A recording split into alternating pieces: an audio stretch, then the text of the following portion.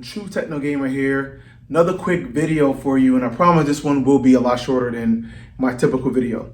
But I had a question for you guys. So you guys may remember when I did my home theater tour and I went through everything and I kind of talked about, am I at my end game? To be, transparent, I called out at least several areas of my system that I know potentially I could upgrade or want to upgrade that's not quite in game. One of those was the streamer. So if you remember that video, I currently have a Blusound Node, hi-fi streamer. It gets the job done. It's a $600 unit, very accessible, considered entry level, but it's solid. Now here's the thing. But one of the reasons why I settled, I guess, to get the Node was because I'm only using it as a network transport, right? As a digital transport. In other words, most streamers and hi-fi music players have a built-in DAC, right? Digital to analog converter. So as they get the digital information from the internet, to stream from Spotify or whatever, internally it does a conversion, right, to basically generate the analog signal, which is ultimately what needs to get into your speaker. Speakers don't recognize zeros and ones, right? So somewhere along the way, we have to get analog to get back to a waveform, which ultimately gets converted into sound waves, which that's ultimately how a speaker works. Now, somewhere when you're listening to music, digital music, somewhere in the chain, there has to be a DAC. When you play music on your CD player, most of the time the CD player might have had a DAC. It also is a possibility that the home theater receiver may have the DAC in there, or the preamp may have the DAC. Somewhere in the chain, there's a DAC. So they have these external streamers that have these built-in DACs. The Node is one, but given its relatively low price point, the DAC that's in the Node isn't obviously top spec. It's not top of the line. Again, gets the job done. It will sound better than a lot of things. A lot of things like a sound bar or something, or even your TV has a DAC in it, right? Whatever. But it's not going to be top of the line. Now, given the upgrade in the caliber of system that I was able to, accumulate over time, I want to make sure I feed it best possible signal. So I obviously identified that as an area for improvement, given that there are DACs out there in the world, standalone DACs that you can hook into your system, that are six figures, of course, like everything. I mean, there literally are $100,000 plus DACs. But in most cases, most DAC, there are a lot of options, a ton of options, actually an overwhelming number of options, even below 10,000, let's say, right? So from, the Node at a few hundred to, something along $5,000 to $10,000 or so. A lot of options. Now, the question is, do I really need a new DAC? I should put it a better way. Will I actually be able to hear a difference with a new DAC? And the reason why I'm asking that question is assuming that I'm going to use it as just a digital transport, meaning that I'm using the highly regarded and highly engineered DAC in my AVM90. Part of the whole point of the Anthem AVM90, that being their flagship, going from like the AVM70 up to the 90, is in the sound quality for music, by and large, the 2-channel quality and the overall DAC that they use for all of the channels for your home theater. Basically, the AVM90 is just a whole nother level in terms of sound quality. It's much more high-end, much higher quality circuitry, much more higher quality components, and again, they use a higher quality DAC. Now, here's the thing. The reason why, I invested in the AVM90, I wanted to take advantage of it. Hooking it up to your, to the processor is probably the easiest way to do it. You may recall, I also have an Oppo, it's in here, an Oppo 205, so UDP, right, which is a universal 4K Blu-ray player. Before Oppo went out of business, rest in peace, they were dominant. They were considered the best, audiophile and theater cinemaphile, basically this player you can get. And I got the last one and I got the upgraded one. So again, they had a 205 and a 203.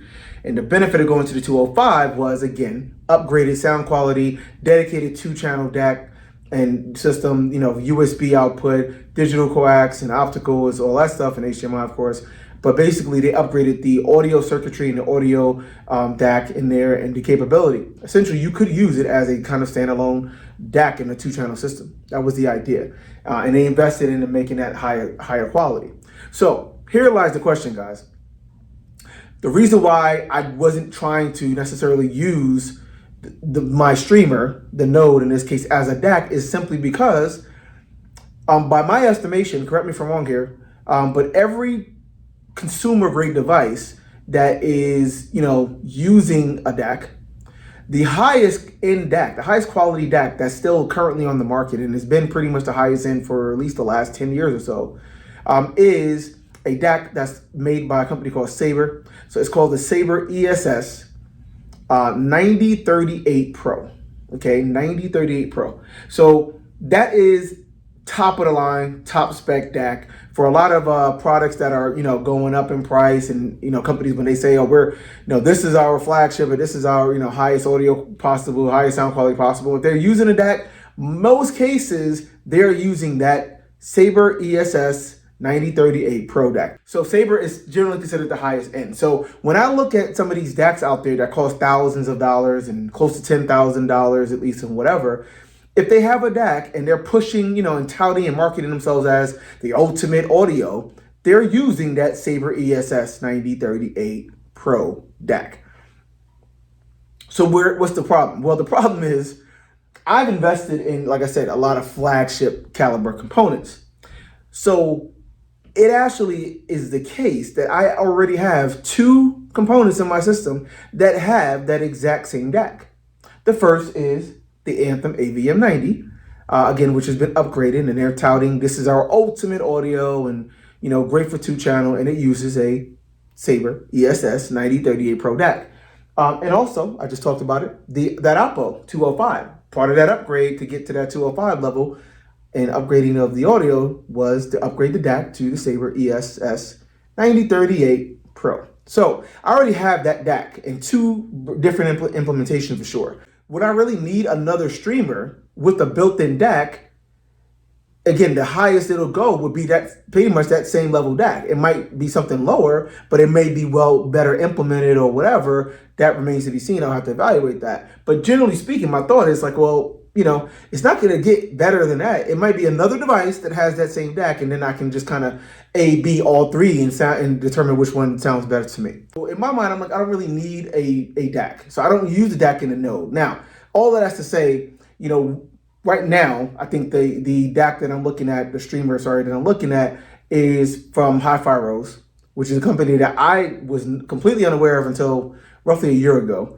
But they have been, getting very, very good press out there, kind of taking the streaming world on fire. They released some really, really high quality products, really cool and innovative UI and comprehensive UI solutions, big, huge screen on the device. You can watch videos on it. Connect, has like their own kind of YouTube in there as well to watch videos. And yeah, it has supreme, they make reference grade streamers, right? And what's interesting about them is they actually have a reference streamer, which they call the RS150B. I believe B is like the updated model. That's their reference streamer. It's it looks almost like a Blu-ray player or something of that, roughly their size. It has a huge screen in the front, but it has a built-in DAC, and guess what DAC they're using? The Sabre ESS 9038 Pro. Yes, you guessed it.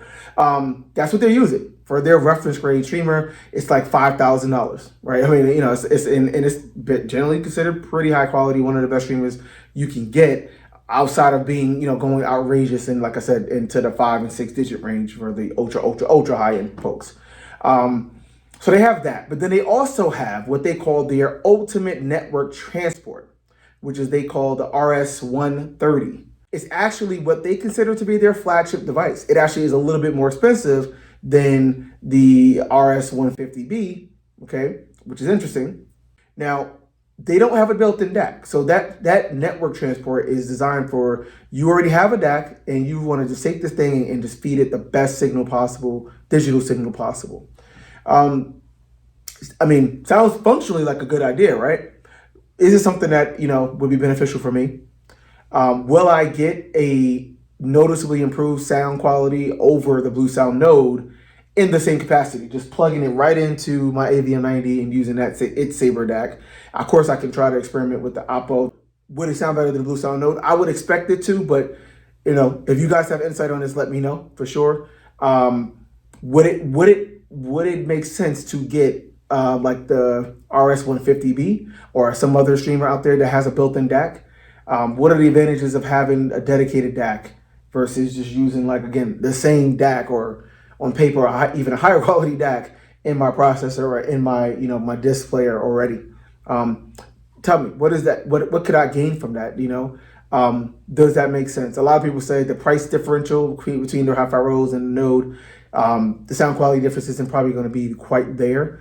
But again, I would be looking for something that would work well with this caliber system. And again, it's something that hopefully will be in game, meaning, like, I'm not going to be looking to be upgrading my DAC or my streamer after this point, right? The streamer can handle all the high resolution files that are out there right now.